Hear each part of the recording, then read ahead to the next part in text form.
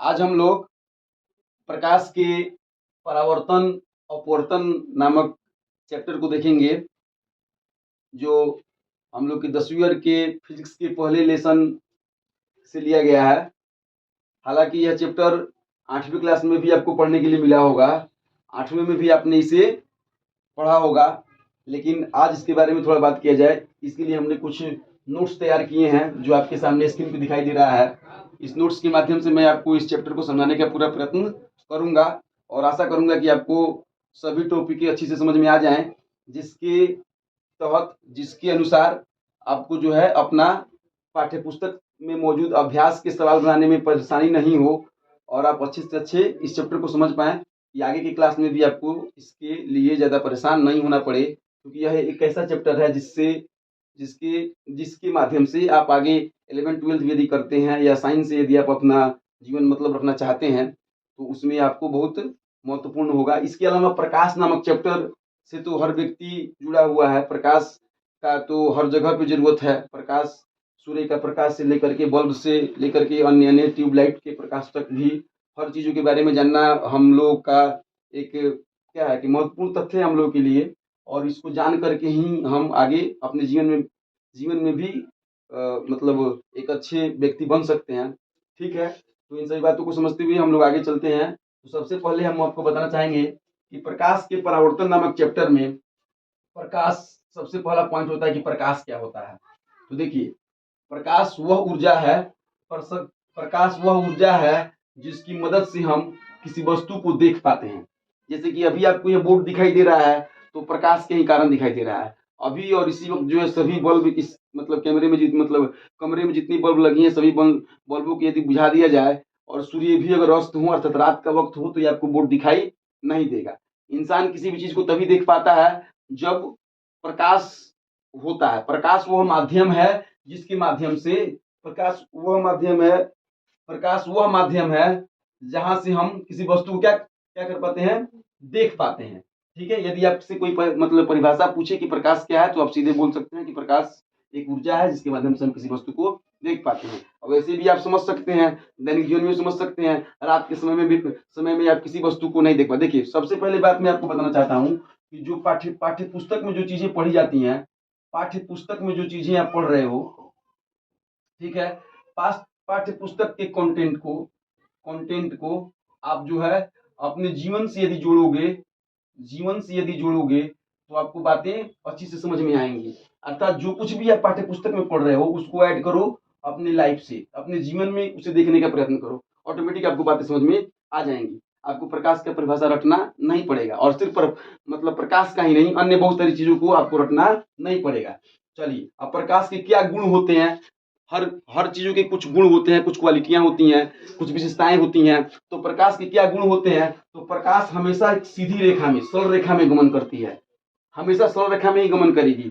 आप जो है किसी कॉपी को ले लीजिए और कॉपी को मोड़ करके गोल बना लीजिए और गोल गोल बना करके अगर देखते हैं तो प्रकाश आपको सीधी रेखा में ही दिखाई देगी। और आप इसे, जैसे टर्च को आप जलाइए, टर्च के प्रकाश जो सीधी रेखा में ही चलेगा। ठीक है, तो इस तरीके से यह पहला इसका गुण होता है कि प्रकाश सीधी रेखा में गमन करती है। पहला पॉइंट की मतलब क्लियर हुआ कि प्रकाश कैसे गमन करता है, तो सीधी रेखा में गमन करता है। ठीक है, यहाँ पे खाली जगह क्वेश्चन, ऑब्जेक्टिव क्वेश्चन भी बनाए जा सकते हैं। जैसे कि क्वेश्चन बन सकता है कि प्रकाश कैसे गमन करती है, ऑप्शन दिया जा सकता है कि सीधी रेखा, वक्र रेखा, समांतर रेखा, इनमें से कोई नहीं। तो यदि आपने बात को समझा होगा तो आप आसानी से बात को मतलब सही जवाब दे सकते हैं कि प्रकाश कैसे कैसे गमन करती है, सीधी रेखा में। तो ऑब्जेक्टिव के साथ साथ सब्जेक्टिव भी क्लियर होते जाएगा साहब। साथ में अगर ऐसा क्वेश्चन आ जाए कि प्रकाश के गुणों को लिखें, प्रकाश के 3 गुणों को लिखें, तो 3 गुणों की चर्चा यहाँ पे हमने कर रखा है। आप मतलब इनमें से कुछ तीन गुणों को लिख दीजिए तो 3 गुण आपके हो जाएंगे। दूसरा, प्रकाश विद्युतीय चुंबकीय तरंग है जिसके लिए संचरण के माध्यम की आवश्यकता होती है। विद्युतीय चुंबकीय तरंग है मतलब चुंबक का काम क्या होता है, आकर्षित करना, किसी भी चीज को अपनी तरफ आकर्षित करना, खींचना। तो प्रकाश भी वैसे ही विद्युत चुंबकीय तरंग है जो अपनी तरफ किसी चीज को खींचती है। ठीक है, जैसे कि मान लीजिए जो प्रकाश है तो उसके हिसाब से दिखाई देता है। अगर ये जो बोर्ड है यहाँ पे रेड प्रकाश यदि लाल रंग के बल्ब से इस पर फोकस किया जाए तो यह आपको व्हाइट न दिख करके लाल दिखाई देगा, मतलब कुछ उसका असर पड़ेगा। अर्थात प्रकाश में अपनी क्वालिटी की तरफ खींचने की शक्ति होती है। ठीक है, दूसरा पॉइंट आपका क्लियर हुआ। अगर यहाँ पे आपसे सवाल पूछ दिए कि प्रकाश किस प्रकार का तरंग है, तो आपको कहना पड़ेगा कि प्रकाश विद्युत विद्युत विद्युत चुंबकीय तरंग है। ठीक है, आगे प्रकाश अपारदर्शी वस्तु को क्या करती है, तीक्ष्ण छाया बनाती है। अपारदर्शी वस्तुओं पर तीक्ष्ण छाया बनाती है। आपने पारदर्शी अपारदर्शी पढ़ा होगा, वैसी वस्तुएं जहां से प्रकाश होकर के आसानी से गुजर जाती है पारदर्शी कहलाती है। जैसे कि शीशा, शीशा से होकर के प्रकाश आसानी से गुजर जाता है तो वह पारदर्शी होता है। और शीशा के पीछे ही कलई कलई कर देता है, पीछे कलई कर देता है, पेंट से रंग देता है, तो वैसी अवस्था में प्रकाश की किरणें उसको पार नहीं कर पाती हैं, वहां पे पड़ करके मतलब पीछे रिटर्न मारती हैं, तो वहां पे छाया बनता है, शैडो बनता है। ठीक है, छाया बनता है।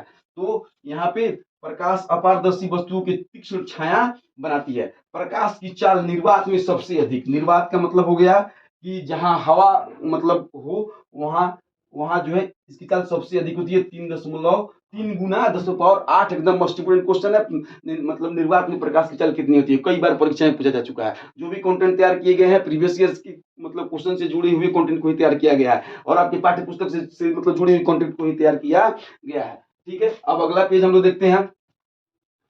इसके आगे प्रकाश का परावर्तन। ठीक है, इसके आगे अब देखिए प्रकाश का परावर्तन। यहाँ पे एक दर्पण है। ठीक है, दर्पण के विषय में भी हम बात करेंगे, पहले प्रकाश के विषय में बात करते हैं। यहाँ पे एक दर्पण हो गया।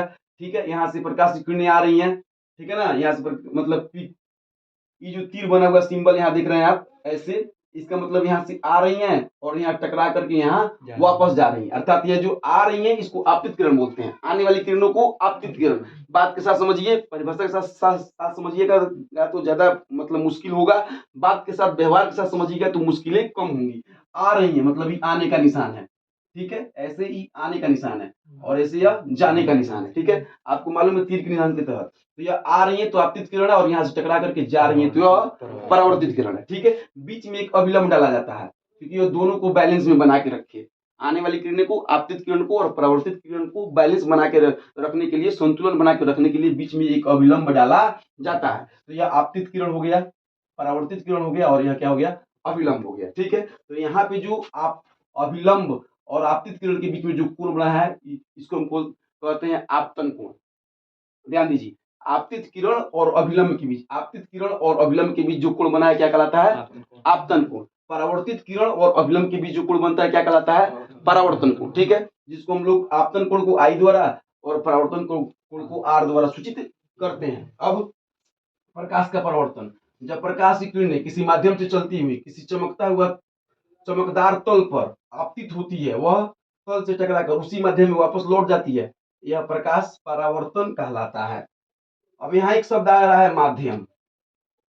माध्यम क्या होता है पहले हम समझते हैं। जैसे कि मान लीजिए हम लोग जहाँ बैठे हैं, जहाँ हम लोग हैं, अब यहाँ मैं हूँ, यहाँ बल्ब लगा हुआ है, इस बल्ब से जो प्रकाश की किरणें मेरे पास आ रही हैं, मेरे ऊपर पड़ रही हैं, तो जो आ रही है मतलब हवा में ही आ रही है, तो हवा एक माध्यम है, एक जरिया है। अगर हवा नहीं होगा तो नहीं आएंगी।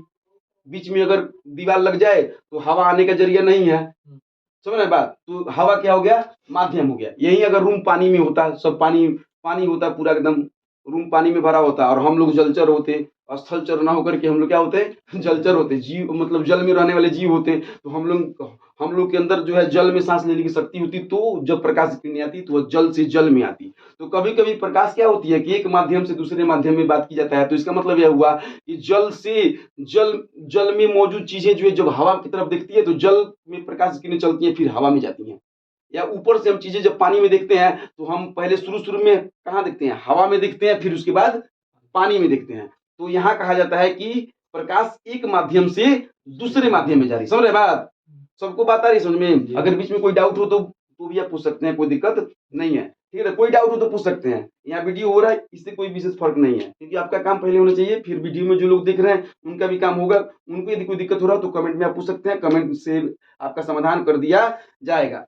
ठीक है, अगले वीडियो में समाधान कर दिया जाएगा। हम लोग कोशिश है कि हम लोग लाइव क्लास में आकर के इस सभी क्लासों को मतलब पूर्ण करेंगे कि जो बच्चे लाइव में देख रहे हैं वे लोग तुरंत सवाल जवाब कर लेंगे, लेकिन उतनी व्यवस्था अभी हम लोग पास मौजूद नहीं है। हम व्यवस्था करने की पूरी कोशिश में लगे हुए हैं। ठीक है, फिलहाल यदि आपको कोई समस्या आता है तो आप कमेंट करके अपने दूसरी वीडियो में सॉल्व करवा सकते हैं, और यदि आप ऑफलाइन बैच के बच्चे हैं तो आप तो क्लास में सॉल्व करवा सकते हैं। ठीक है, अभी जो बच्चे क्लास में मौजूद हैं आप लोग यहाँ फेस टू फेस बात कर सकते हैं, कोई दिक्कत नहीं है।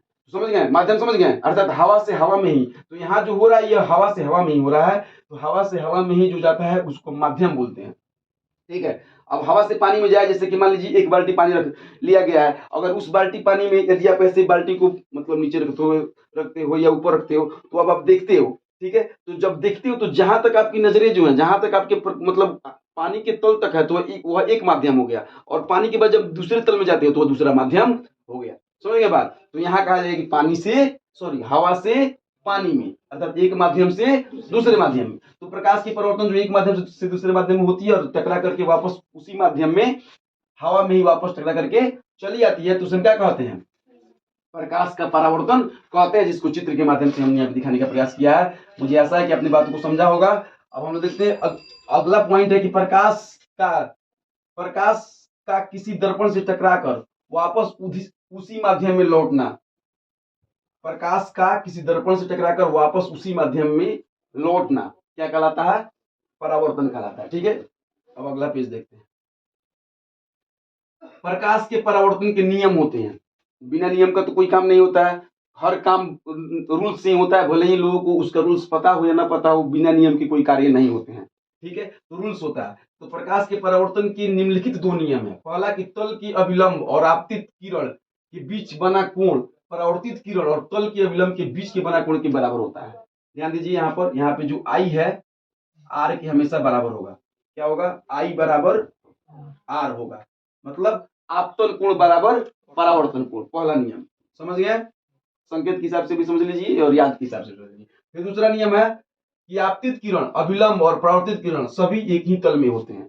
आपतित किरण, परावर्तित किरण और अभिलंब तीनों एक ही तल में होते हैं, मतलब एक ही तल का मतलब एक ही जगह पे होते हैं, एक ही बिंदु पे होते हैं। यहाँ पे देखिए, इसी बिंदु पे होते हैं। यह एक दर्पण है, ठीक है, बाहर से कलई किया गया एक दर्पण है, समतल दर्पण है। जब सीधा है तो समतल दर्पण है। दर्पण के प्रकार की बात मतलब बारे में आगे बात होगी, तो वहां पे हम लोग बात करेंगे। ठीक है, समझ गए? प्रकाश के तल को आपतन तल कहते हैं, और आपतित किरण मतलब प्रकाश के तल को आपतन तल कहते हैं। जहां से परावर्तन होता है उसको आपतन तल बोलते हैं। एक ही तल से प्रकाश का परावर्तन, दो नियम होते हैं। एकदम मस्ट इंपोर्टेंट क्वेश्चन है यह, एकदम मतलब परीक्षा में आती रहता है कि प्रकाश के परावर्तन के कितने नियम है और कौन कौन है, किस तरीके से हैं, इसको बताइए, चित्र के माध्यम से दिखाइए। जब चित्र के माध्यम से दिखाने के लिए कहेगा तो चित्र के माध्यम से दिखाइएगा, और जब ऐसे सामान्य नियम से कहेगा तो सामान्य नियम से दिखा दीजिएगा। ठीक है, आइए चलते हैं अब आगे।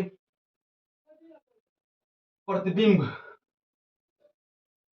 एक मिनट, हाँ, तो 3 पेज तो पढ़ा चुके हैं, चौथा पेज देखते हैं। अब आगे आता है प्रतिबिंब। प्रतिबिंब क्या है? देखिए, एक होता है छाया और एक होता है प्रतिबिंब। छाया तो मतलब कैसे भी बन जाता है, किसी भी जगह पे रहिएगा तो छाया बनेगा। पहली बात हुआ है कि प्रकाश के मतलब प्रकाश के चाल में आने वाली रुकावट से भी छाया बनता है। जहां प्रकाश प्रकाश चलता है, यदि ये बोर्ड क्या है कि मतलब अपारदर्शी है तो इसमें प्रकाश जलेगा तो उधर इसके पीछे इसका छाया बन जाएगा, और एक पारदर्शी है तो बाहर चला जाएगा। ठीक है। तो प्रतिबिंब वहां बनता है जिस बिंदु पर कम से कम परावर्तित किरणें प्रतिच्छेद होती हैं। लेकिन प्रतिबिंब जो है प्रतिच्छेद करने के बाद किरणों का प्रतिच्छेदन होता है, मतलब यह नियम से बनता है। प्रतिबिंब नियम से बनता है, छाया विदाउट नियम भी बन जाता है। इसके रूल्स होते हैं, इसके तौर तरीके होते हैं, किस दर्पण पे किस जगह पे कौन सी किरणों का कटान होगा तो कौन सा मतलब किस प्रकार का प्रतिबिंब प्राप्त होगा, उल्टा प्राप्त होगा कि सीधा प्राप्त होगा, क्या होगा, इसके नियम होते हैं। तो प्रतिबिंब क्या होता है कि प्रतिबिंब वहां बनता है जहां बिंदु पर कम से कम परावर्तित किरणें प्रतिच्छेद होती हैं या प्रतिच्छेदित प्रतीत होती हैं। दो किरणें प्रतिच्छेद करती हैं या प्रतिच्छेदित परावर्तित मतलब प्रतीत होती हैं, मतलब एहसास होता है, आभास होता है। प्रतिबिंब एक दो प्रकार का प्रतिबिंब होता है, एक वास्तविक प्रतिबिंब और एक काल्पनिक प्रतिबिंब। काल्पनिक का नाम क्या होता है कि आभासी भी कहा जाता है उसको। ठीक है। तो इसका मतलब यह हुआ कि कभी कभी जो है काल्पनिक रूप से जब किरणें कटान करती हैं, मतलब किरणें कटती नहीं है, सिर्फ कटती जैसी महसूस होती हैं, तो उसको हम बोलते हैं काल्पनिक प्रतिबिंब। और जहां किरणें वास्तव में कटती हैं उसको बोलते हैं वास्तविक प्रतिबिंब। तो इसकी चर्चा भी होगी। तो प्रतिबिंब के प्रकार है दो प्रकार, वास्तविक प्रतिबिंब और आभासी प्रतिबिंब। जहां किरणें वास्तव में कटती हैं उसको वास्तविक प्रतिबिंब बोलते हैं। समझ बात? और जहां किरणें क्या होती हैं कि आभासी रूप से कटती हुई मालूम पड़ती हैं, उसको बोलते हैं आभासी प्रतिबिंब। जैसे कि एक क्या वास्तविक प्रतिबिंब और आभासी प्रतिबिंब को थोड़ा एक उदाहरण के माध्यम से समझा जाए तो मान लीजिए आप क्या लेते हैं, एक अवतल दर्पण लेते हैं जिसका परावर्तक सतह क्या है कि धंसा हुआ है। यहाँ से एक मुख्य अक्ष चलता है, इसको P2 स्विच करते हैं। यहाँ एफ एक मतलब फोकस बिंदु, फिर यहाँ एक सी हो गया, सी पर कोई वस्तु हम रख दिए, ठीक है। अब ये वस्तु जो है यहाँ टकराती है, मतलब प्रकाश किरणें टकराने के बाद एफ होकर के गुजर जाती है, ठीक है। फिर यहाँ से किरणें आती हैं जो एफ की गुजरती हैं और यहाँ आकर के क्या हो जाती हैं, मतलब यहाँ पे थोड़ा सा नीचे आएगा, ठीक है। यहाँ से मुख्य अक्ष के समानांतर ये किरणें जो है इसके समानांतर गुजर जाएंगे, जहाँ पे कटेंगी यह क्या बनेगा, ये प्रतिबिंब बनेगा। तो यह जो प्रतिबिंब बना है यह वास्तविक प्रतिबिंब है, क्योंकि किरणों का वास्तविक कटान यहाँ पे हो रहा है, ठीक है। और अवतल दर्पण वास्तविक प्रतिबिंब बनाता है और उत्तल दर्पण आभासी प्रतिबिंब बनाता है। उत्तल दर्पण दर्पण के पीछे प्रतिबिंब बनता है, ठीक है। तो जब प्रतिबिंब की प्रकृति और उसकी स्थिति के बारे में जब बात होगी तो उस समय मैं आपको ये सभी चीज मतलब समझाऊंगा।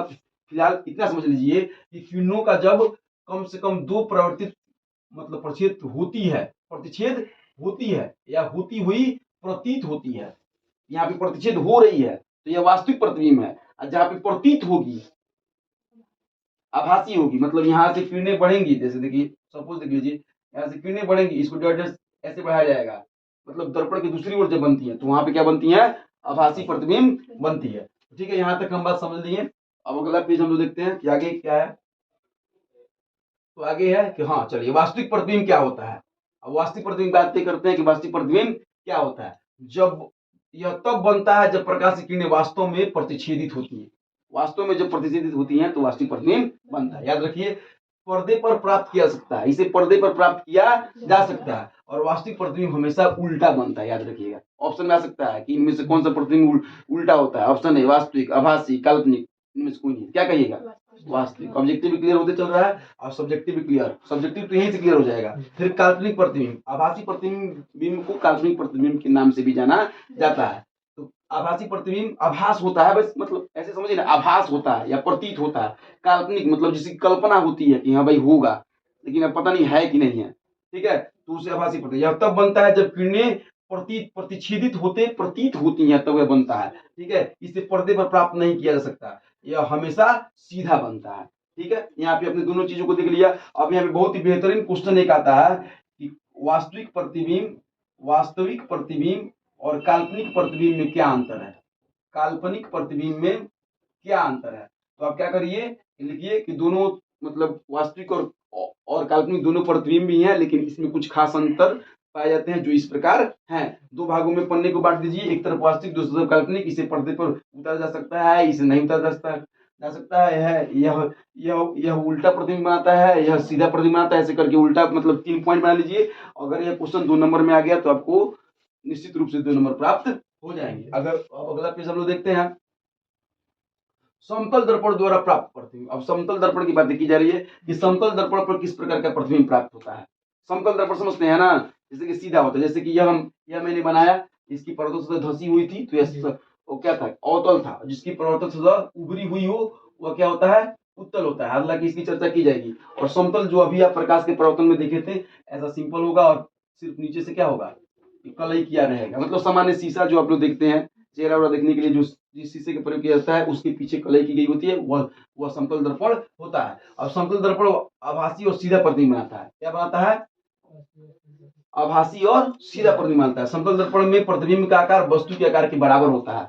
और इसमें ऑब्जेक्टिव सवाल फंस जाएंगे कि किस प्रकार के दर्पण में प्रतिबिंब और वस्तु का आकार समान होता है। ऑप्शन है समतल, उत्तल, अवतल, इनमें से कोई नहीं। तो कहिएगा समतल। प्रतिबिंब दर्पण की उतने ही पीछे बनता है जितनी वस्तु दर्पण से दूर होती है। जैसे कि मान लीजिए यहाँ पे वस्तु हो गया, तो प्रतिबिंब भी जितना ही दूर होगा वस्तु, जैसे कि मान लीजिए यहाँ वस्तु कोई हो गया यहाँ, तो प्रतिबिंब भी इधर उसका उतना ही दूर प्राप्त होगा। ये बात याद रखिए। प्रतिबिंब पार्श्व व परिवर्तित होती है।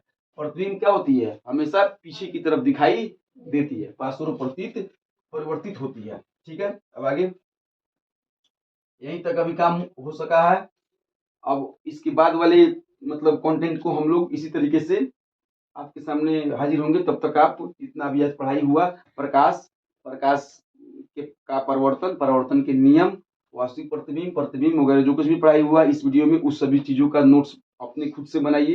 क्योंकि जो भी चीजें मटेरियल यहाँ पे आपको दी गई है, इन मटेरियल का इस्तेमाल करके आप खुद से बनाइए और तब उसके बाद उसको अपने फेयर वगैरह में उतारिए और उसको रटने की कोशिश नहीं, रटने की कोशिश नहीं, नोट्स को फेयर को रटने की कोशिश नहीं, याद करने की कोशिश नहीं, उसको अपने जीवन में उतारने की और समझने की कोशिश करिए। इसी के साथ आज का यह मेरा क्लास समाप्त होता है। अब हम लोग अगले बार अगले इसके बाद वाले कंटेंट में मिलेंगे। यह हुआ हमारा मतलब प्रकाश के परावर्तन अपवर्तन नामक चैप्टर का भाग 1 वीडियो। अब इसका भाग 2 आएगा, उसका इंतजार कीजिए, कब आएगा कैसे आएगा उसको देखते रहिएगा। ठीक है, चलिए।